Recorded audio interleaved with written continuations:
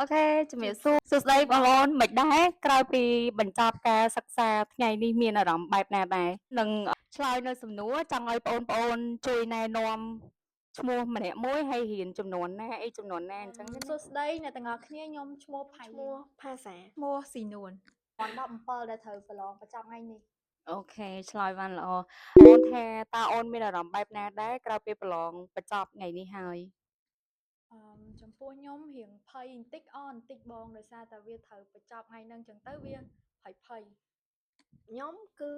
ខ្ញុំសប្បាយចិត្តសម្រាប់ខ្ញុំថ្ងៃនេះគឺមានអារម្មណ៍ថាសប្បាយចិត្តដោយសារតាជាថ្ងៃដែលខ្ញុំបានរៀនចប់2ឆ្នាំ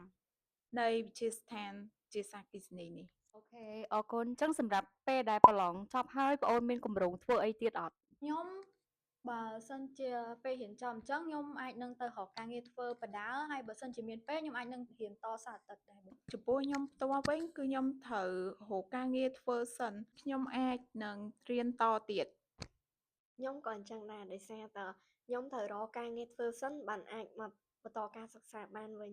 ថ្ងៃបងជូនពរបងប្អូនជោគជ័យនៅក្នុងការសិក្សាក៏ដូចជាការប្រឡងលើកនេះដែរនិយាយទៅសុំ tip ខ្លះៗពេលដែលអូនមុនពេលអូនប្រឡងព្រោះយើងប្រឡង2ថ្ងៃត្រូវអត់មានម៉ោងទ្រឹស្ដីនិងម៉ោងអនុវត្តអញ្ចឹងបងចង់ឲ្យបងអូនចែករំលែកនៅ tip ខ្លះៗពេលដែលយើងត្រៀមប្រឡងហ្នឹងណាយើងត្រូវធ្វើអីគេខ្លះដែរដើម្បីឲ្យបងប្អូនជំនាន់ក្រោយបងអូនគាត់អាចយក tip ហ្នឹងយកទៅអនុវត្តអីដែរអញ្ចឹងណាមានបងនៅពេលដែលមុនប្រឡងហ្នឹងយើងអាចទៅស្រាវជ្រាវវិញ្ញាសាតិចតួចហើយនឹងយកមេរៀនដែលយើងរៀនកន្លងមកហ្នឹងយកមកអនុវត្តមើលមេរៀនឬក៏លំហាត់ដែលលោកគ្រូគាត់បានបរៀនហ្នឹងយើងយកមករៀនធ្វើចាយើងត្រូវរៀនទិញមេរៀនឲ្យបានច្រើនឲ្យស្ទាត់ដោយសារតពេលប្រឡងយើងងាយស្រួលក្នុងការប្រឡងពោះធីបការសិក្សារបស់ខ្ញុំវិញគឺខ្ញុំរៀននៅផ្ទះដូចជា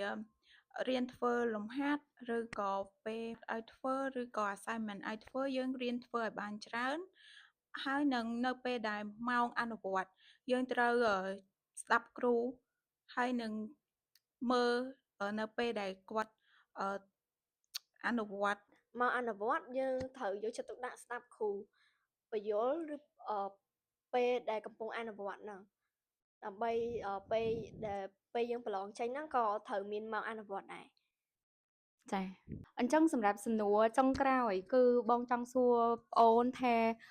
ប្អូនមានជាមតិយោបល់ក្នុងការផ្ដាំផ្ញើបងប្អូនជំនាន់ក្រោយរបស់ប្អូនថាតើត្រូវធ្វើម៉េចដើម្បីឲ្យទទួលបាន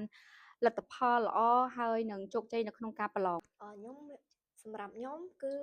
សូមផ្ដាំផ្ញើទៅបងប្អូនជំនាន់ក្រោយ